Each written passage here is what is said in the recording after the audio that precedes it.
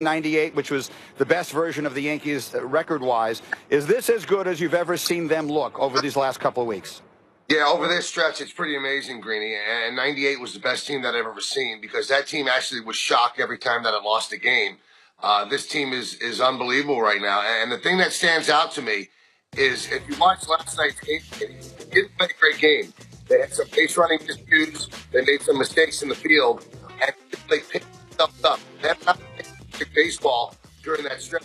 They've done enough to win. And here's the scary part for the Major League Baseball. This team will get better. They'll get great run back. Stanton's going to start hitting the way he can hit. And then Brett Gardner, who's been in a terrible slump, you know that he's going to hit as well. So, yeah, this team could actually be better than the way it's playing right now. Now, let's talk about Stanton for a minute here because his early struggles and all the strikeouts were the talk of the sport. We're seeing the signs. What are you seeing in him right now, and what are the people around the Yankees saying they expect from him in the near future?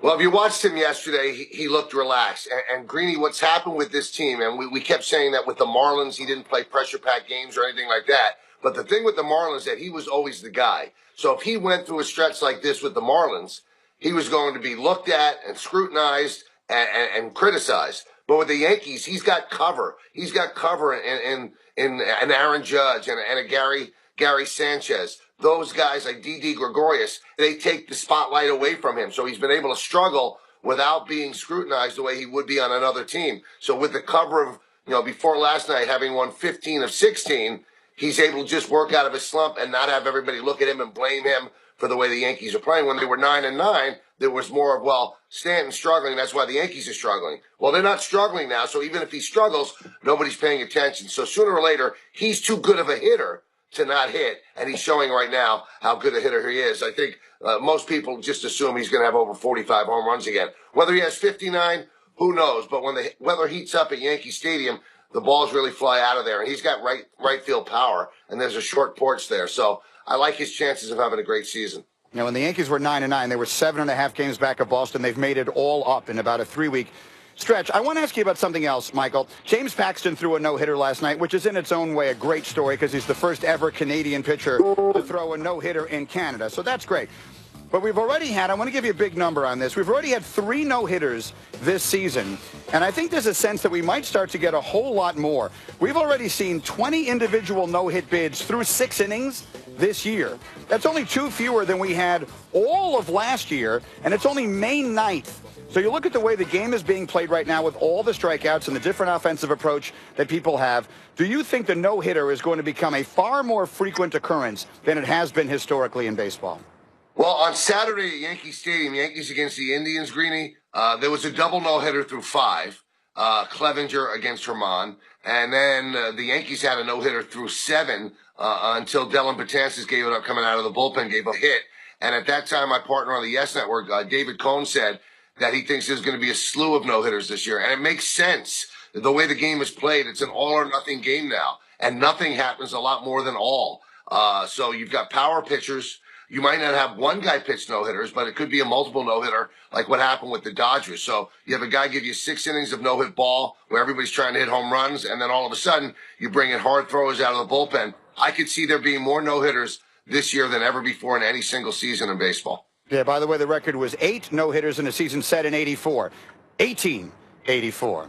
That's Michael Kay. Again, every weekday afternoon on ESPN Radio in New York. It's Michael, it's Don, it's Peter, and you. Michael, thanks for getting up for us. We'll see you soon. Thanks so much, Greeny. It's my buddy Michael Kay there. And again, we welcome you here for the very first time to our Scott's Turf Terrace. Whether you're on the ESPN's Scott's Turf Terrace or in your own backyard, Scott's portfolio of innovative products helps dominate weeds, grow seed, and strengthen grass. For more on spring lawn care, go to scotts.com. And speaking of the Yankees and Red Sox, we've got them tonight. Top teams in the American League back at it. Game 2 of their 3-game set. Porcello and Tanaka doing the pitching. That's tonight, 7 Eastern on ESPN and the ESPN app.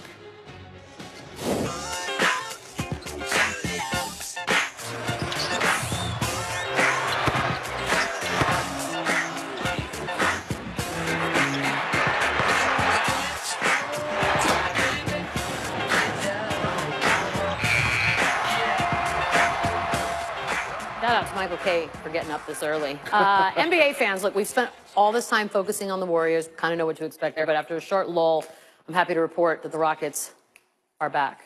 They found their groove against the Jazz, sealing the series 4-1 last night. It's a nice 10-point win. The huge game from Chris Paul, 41-10. He got 18 from Harden. P.J. Tucker with some pretty big shots. He had 13 on the night.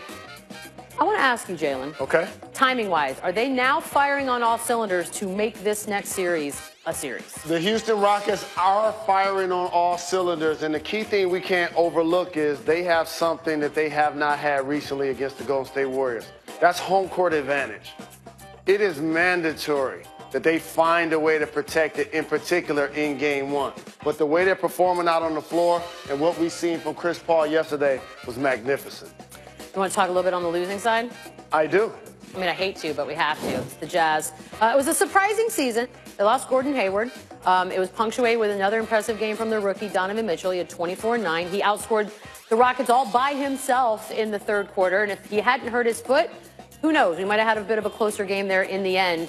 Do you like the future of this Jazz team, and how impressed have you been with the young Mitchell? I love the future of the Jazz team because, number one, they have a coach in Quinn Snyder who continues to develop talent. Coming into this season, normal NBA fans wouldn't expect Donovan Mitchell to perform to this level. How about Joe Ingles, who came out of nowhere and played quality minutes? You lose Ricky Rubio, all of a sudden Alec Burke is playing good minutes and being productive. And so he's done so many things with the roster.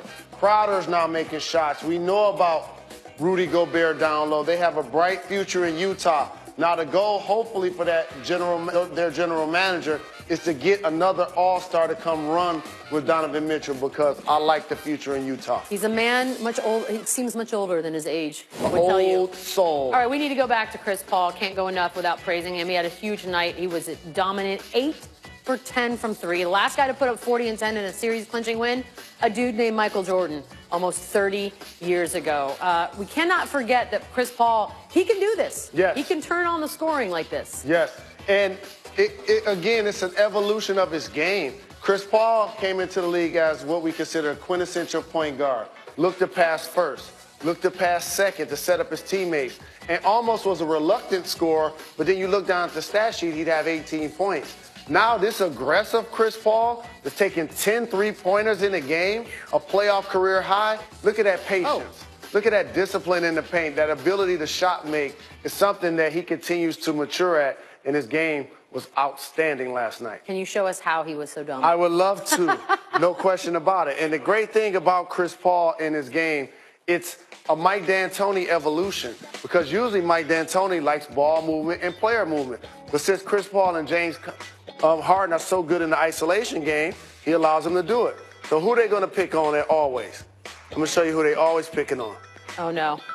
They're always going to try to pick on the other team's either tallest guy or center. In this case, that's Derek Favors. Crowder, he knows it's coming. Looking over the left shoulder. He's not looking at the bench. He knows the pick is coming. And so what he's going to do is going to allow him to use it. Now watch this. They're going to do a great job of double teaming Chris Paul. This guy has to make a decision. Who do you want to shoot the ball? Choose your path. Okay, do you want Gerald Green to shoot the ball, who's a knockdown shooter? Yep. Or Tucker to shoot the ball, who's a so-so shooter that continues to improve? So what he's going to do is what we call fake and fall and allow Tucker to have this shot. And that's what the Golden State Warriors are going to do too. Oops. Sometimes you're open for a reason. In that case, he made him pay. And again, but look at this pass by Chris Paul. That's a pocket pass out on the perimeter. And again, picking on Derek Favors, the center. Now, when you're playing against the Golden State Warriors, however, what makes that a lot different is they have a depth lineup, and their tallest player happens to be Kevin Durant, and their 5 happens to be one Draymond Green. Again, here you see, picking on Rudy Gobert in the action, trying to figure a way. They call that a snake dribble. He's calling for help. I need somebody help. Look at Chris Paul. That's a giant killer. And so Chris Paul has not only developed as somebody who can walk up and make threes and be aggressive, but you see he can snake, use his strength, use his versatility, get inside, and make shots over the bigs. The one thing we always talk about with the Warriors is that if one guy has an off night, they have the luxury of having enough other guys that can come through. Is the way that this Rockets team set up, I mean, we've seen a little bit of it in the playoffs so far. One guy can have an off night, whether it be Harden, Chris Paul, and the other one picks up the slack. I'm going to put a name on the table that a lot of people overlook. When you're watching this series, pay attention to Eric Gordon. he can be a game changer. If he's up around 18 to 25 points in this series, which he was able to do whether Chris Paul has been out, whether James Harden has been out, he could be a difference maker on the offensive side. Because no matter what Greeny says, this is going to be a series. Yes, it will be. If it kills me, this is going to be a series. I need this to be 7. Chris Paul, whether he makes it farther or not, there's got to be a bit of a weight lifted after this. But does the pressure start to build even more now? I don't know. We're going to set up the Rockets' next challenge. Ooh, nice shot.